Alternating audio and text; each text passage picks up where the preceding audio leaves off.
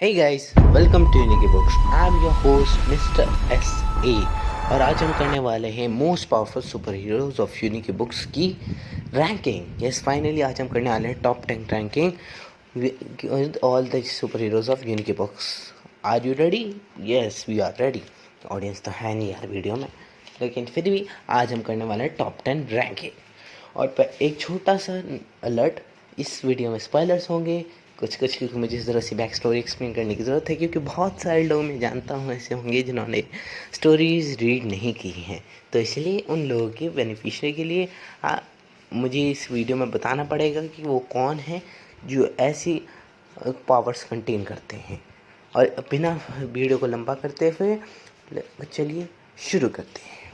और हाँ, एक चीज़ छूट गई कि इस वीडियो में नए कैरेक्टर नहीं होंगे, जैसे मंकी किंग वगैरह नहीं होंगे, क्योंकि अभी उन्हें की जो स्टोरी है वो कंटिन्यू हो रही है। उनका ट्रू पोटेंशियल अभी दिखने वाला है, या फिर मैं कहूँ उनके फिनाले आने वाला है। तो इसलिए उनको कमेंट में मेंशन ना करें। मैंने सिर्फ कुछ पुरानी सुपर हीरोज़ की बात करी है, पुरानी इन द सेंस उनके ऊपर बहुत सारी बात हो चुकी है, उनका ट्रू पोटेंशियल एक तरह से दिख चुका है, हम ये कह सकते हैं। तो बिना देर करे आइए शुरू करते हैं।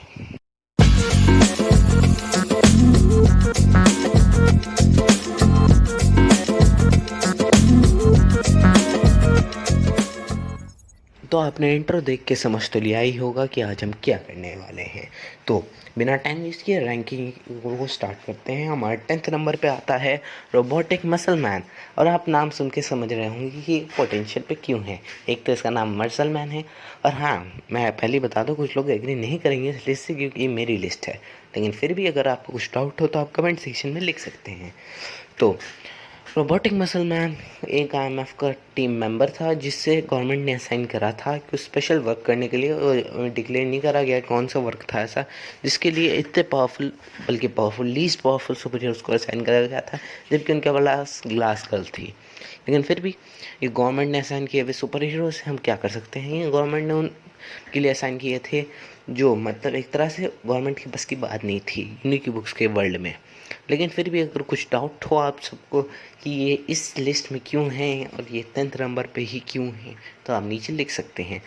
मैंने इसे बेसिकली इसे लिखा है क्योंकि इसने 2 फाइट की रही हैं, एक वंडर सोल्जर से, वो भी टीम में, और एक टूसर ब्लेज से, और दोनों में टीम हारी है अभी तक। ऐसे एक भी नहीं है जिसमें जीती हो। वंडर सोल्जर में ऐसा लग रहा था कि ये टीम जीत सकती है, लेकिन फिर बीच में फाइट रुक जाती है, हमें पता नहीं चलता। लेकिन फिर भी मैंने इसे 10th नंबर पर रखा है, और अब आगे बढ़ेंगे हम। चलिए अब अगले सुपर हीरो की बात करते हैं, जो आता है विंटर सोल्जर। यह सब थोड़ा बहुत लेवल ऊपर उठ चुका है, क्योंकि जो 10th नंबर पे करेक्टर था उसने इस नंबर को हराया नहीं था, इसलिए मैंने उसे 10th नंबर पे रखा था। लेकिन विंटर सोल्जर एक प्रोटेक्टर का मेंबर है। हमें इसकी पावर्स की थोड़ी बहुत झलक देखने को मिल चुकी है, लेकिन इतनी नहीं मिली है हमें इसकी। प्रोटेक्टर में जिसका छोटा रोल था पैराशूट, इसने रेडिएशन मैन को हराया नहीं है, लेकिन वो टीम पे था। एक तरह से अगर वंडर सोल्जर ने इसको तब, रेडिएशन मैन को तब हराया था जब वो उसने अभी अपनी रेडिएशन पावर अनलॉक नहीं करी थी।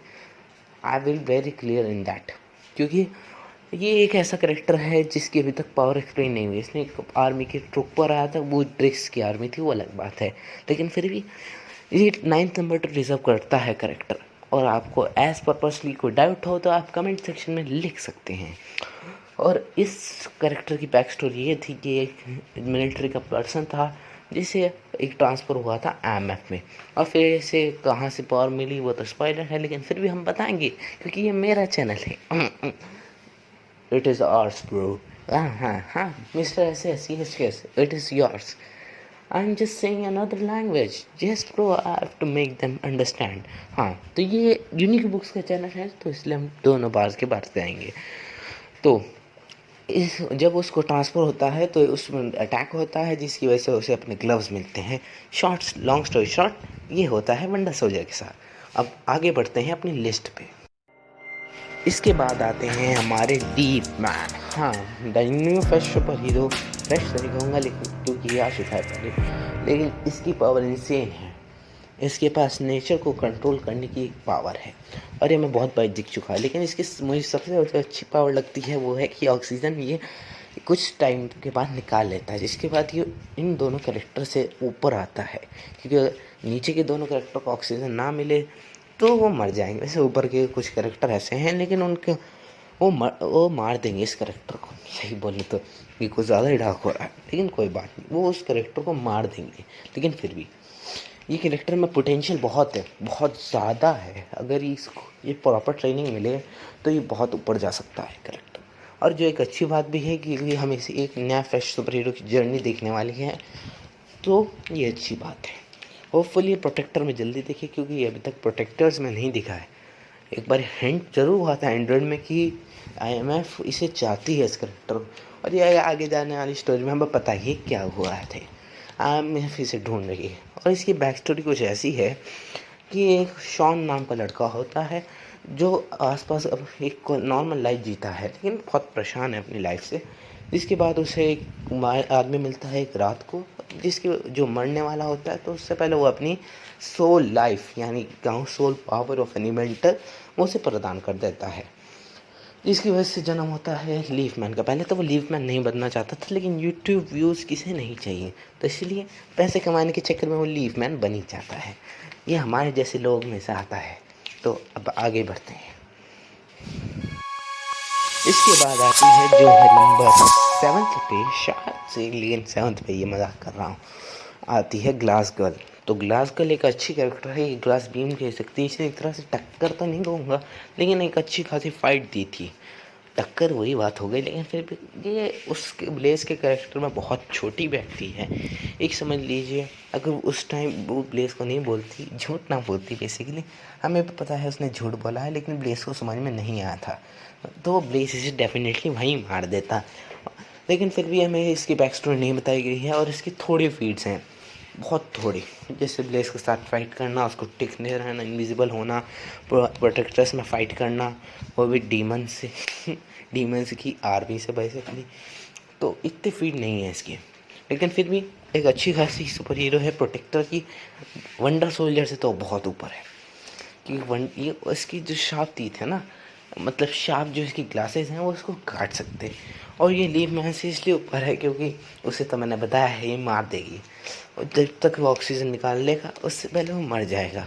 इसलिए ये कैरेक्टर में पोटेंशियल है, और हमें और दिखने वाला है इसका पोटेंशियल। तभी तो यूनिक बुक्स ने इसकी सीरीज अनाउंस की है, ग्लास गर्ल। तो हमें इसके आगे देखने वाला है चांस। अब इसके बाद हम बढ़ते हैं अपने नंबर 6 की तरफ। हाँ, हम जल्दी ही टॉप 5 पे आने वाले हैं। इसके बाद आता है हमारा डेवन। यस, आप ठीक समझे, डेवन। वैसे आप एक्सपेक्ट कर रहे होंगे बहुत सारे लोग कि डेवन थोड़ा ऊपर होगा, लेकिन इसके जो ऊपर के करेक्टर हैं ना, वो इससे भी ऊपर आए हैं। लेकिन फिर भी इस डेवन एक तरह से प्रिंसेस जैसे ट्रेन किया गया है, इसलिए ये ग्लास गर्ल को एक तरह से बीट कर सकता है। लेकिन इसकी बहुत बड़ी एक वीकनेस है जो हमें प्रोटेक्टर्स में देखने को मिली थी, कि ये पानी के ऊपर बहुत मुश्किल से सांस ले पाता है। एज इसके फादर जो थे उन्हें एक्सपीरियंस नहीं था, लेकिन उस जिसके कारण वो मरने की स्थिति में आ गए थे, और लेकिन उन्होंने डेवन ने बचा लिया उन्हें, और उन्हें फेंट कर दिया।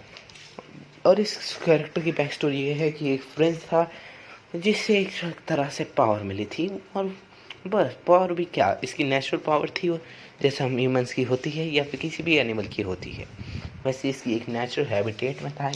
जब ये बाहर आता है तो हमें वो पावर लगने लगती है।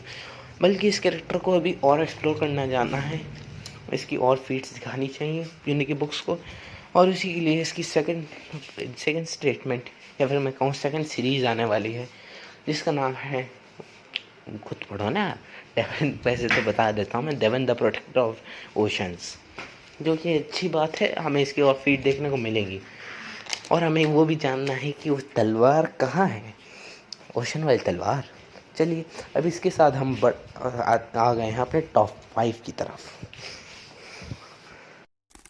तो हमारे टॉप 5 की शुरुआत होती है विशांति के साथ। हाँ, कुछ लोग सरप्राइज होंगे कि मैंने इसे डेवन से ऊपर क्यों लगता है, लेकिन भाई ये एक ट्रेंड है। जैसे हमें इसके बारे में आगे पता चलेगा, लेकिन ये ट्रेंड है बंदा, इसने प्रॉपर ट्रेनिंग ली है। हम देख चुके हैं क्या क्या कर सकता है स्वॉर्ड के साथ, स्पिरिट स्वॉर्ड। लेकिन फिर भी ये इसके अंदर पोटेंशियल है, इसे और सीखना है। जैसे इसने पता लगा लिया था कि क्या हो रहा था वैम्पायर के यूनिवर्स में, ऐसे ही ये डेवन को भी हरा सकता है। बल्कि मैं इनका वर्सेस बाद में ही करूँगा, जो बात है। लेकिन फिर ये पावर के मामले में डेवन से ऊपर है, क्योंकि उस जो डेवन की वीकनेस थी वो इसको ओवरकम नहीं कर सकती। डेवन की बहुत बड़ी वीकनेस है और ये जहाँ तक ग्राउंडेड लेवल पे लड़ेगा, लेकिन फिर भी ये डेवन से ऊपर है। इसके ये है ये बैक स्टोरी की, ये एक बिजनेसमैन था जिसको एक दिन एक स्वॉर्ड मिल जाती है, जिसकी वजह से इसे टाइम मैनेजर पकड़ लेता है और बोलता है ये स्वॉर्ड हमारी है बेटा, लेकिन और तुम्हें चूज़ किया गया है अगला स्पिरिट गॉड बनने के लिए।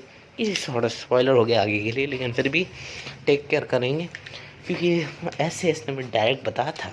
यस, मुझे ये रैंकिंग मैंने उनके साथ बैठ के डिस्कस करी है यार। चलिए, अब इसके साथ हमारे टॉप 5 की शुरुआत हो गई। अब हम बढ़ेंगे अपने नंबर 4 की तरफ। तो हमारे नंबर 4 पे आते हैं एंड्रॉयड। हाँ, मैंने एंड्रॉयड को इसलिए रखा है क्योंकि इसी बहुत फीचर हो चुकी हैं। जैसे इसका नया सूट जो क्रिस्टल के साथ आता है वो बहुत अच्छा है। इसका सोर्स ऑफ एनर्जी और बढ़ जाती है इसकी, और एब्जॉर्ब की जोड़ी के बारे में क्या ही बताऊँ। इसने बहुत बड़ी हेल्प करी, बल्कि 2 बार ही हेल्प करी है कम से कम एब्जॉर्ब की उसके काम में। इसने एक तरह से अपने राइवलरी क्रिस्टल मैन को भी हरा चुका है और एक तरह से डेट्रॉयड को क्रिस्टल मैन के साथ मिल के रहा है, क्योंकि वो पावरफुल था ना भाई। लेकिन फिर भी एक इसकी डिसएडवांटेज है जिसकी वजह से ये ऊपर जाने की वजह से रुक रहा है, लेकिन कितना ही ऊपर जाएगा क्योंकि इसके बाद जो करेक्टर है वो बहुत ऊपर के हैं। इसकी एक वीकनेस है कि सूट के बिना कुछ नहीं। भले ही ये सूट मतलब इसका जो एंड्रॉयड का असली है वो होस्ट है एंड एक तरह से एंड्रॉयड का, लेकिन फिर भी अब क्या कर सकते हैं। इसने बहुत सारी फीचर करी हैं, साइंटिफिक में है, लेकिन फिर भी सूट के बिना कुछ नहीं है, अपने एंड्रॉयड के बिना कुछ नहीं है। एक नॉर्मल पर्सन है, भले ही इसे प्रिपरेशन टाइम दे दो लेकिन इतना नहीं होगा फिर से। इसलिए हमें इसे अभी ऐसे कंसिडर करेंगे कि इसके पास सूट है, बिना सूट के तो सबसे नीचे ही आएगा, बल्कि मसलमैन से भी नीचे ही आएगा, भले जो कहना चाहते हैं वो कह ही देते हैं। अब इसके साथ हम बढ़ते हैं अपने टॉप 3 पर, बल्कि इसकी बैक स्टोरी मैं बता ही देता हूँ। मैं सोच रहा था बताऊँ ना बताऊँ। तो एक तरह से एक नॉर्मल पर्सन होता है जिसे एक सूट मिल जाता है एंड्रॉयड नामक, जिसकी मदद जिस सूट की मदद उसके फादर ने की थी, जिसके वजह से वो उसे मिल जाती है कुछ पावर। तो बिना टाइम वेस्ट किए अब बढ़ते हैं अपने टॉप 3 पर। तो अब आ जाते हैं अपने टॉप 3 पर। तो थर्ड नंबर पे आता है रेडिएशन मैन। कुछ लोग डिसएग्री करेंगे कि इसे सेकंड या फर्स्ट नंबर पे आना चाहिए, लेकिन फिर भी भाई इसको अपनी पावर एक्सप्लोर करनी चाहिए। अभी भी ये बहुत लो लेवल का पावर है, इस बल्कि लो लेवल का नहीं, मतलब एक तरह से मैंने गलत ही बोल दिया, लो लेवल का नहीं, इसका एक्सपीरियंस और गेन करना है अपनी पावर्स के रिलेटेड। लेकिन इसने फिर भी एक्सपीरियंस ना होते होते मेन प्रोटेक्टर्स में आधे प्रोटेक्टर्स का काम आसान किया था। मतलब इसने अपनी आधी टीम एक तरफ और ये एक तरफ था, लेकिन फिर भी अगर एब्जॉर्ब होता तो इसकी पावर एब्जॉर्ब कर लेता, लेकिन फिर भी इसकी अपनी पावर को और इंचांट करना चाहिए उसके साथ, और एक्सपीरियंस लेना चाहिए। इस वजह से ये नीचे है, वरना इसे तो आराम से सेकंड या फर्स्ट मिल ही जाता। तो अब बढ़ते हैं अपने सेकंड नंबर पर। तो सेकंड नंबर पे आते हैं हमारे एब्जॉर्ब। हाँ, मैंने एडिशन ज्ञान की नहीं बताई क्योंकि उसकी बहुत टिपिकल स्टोरी है, लेकिन अब आते हैं जॉब पे। तो भैया एक नाइट होते हैं जो आ जाते हैं यहाँ पर, जिसकी वजह से उनके पास एक पावर होती है। शॉर्ट लॉन्ग शॉर्ट शॉर्ट बाकी अगर आपको इनकी डिटेल में पढ़ना है तो इनकी स्टोरी पढ़ सकते हैं। हाँ हाँ हाँ, प्रमोशन इस प्रमोशन। चलिए, इसकी ये मैंने इसे सेकंड नंबर पे इसलिए रखा है, फर्स्ट नंबर आप कंफ्यूज ना हो, एक ही बंदे का नाम डिजर्व करता है वो चीज़।